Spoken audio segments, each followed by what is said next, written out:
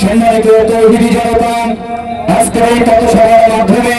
আমরা বাংলাদেশে দেখতে পাচ্ছি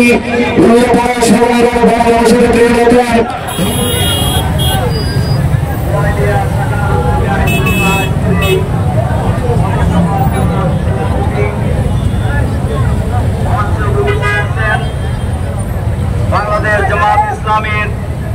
কেন্দ্রীয় মজলিসে শুরার অন্যতম সদস্য, সিরাজগঞ্জ জেলা জামাতের সংগ্রামী আমির জননেতা জনাব অধ্যক্ষ মাওলানা শাহিনুর আলম,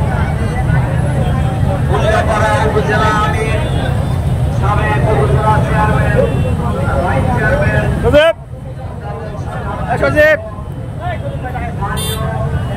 জেলা নেতৃবৃন্দ, সংগ্রামী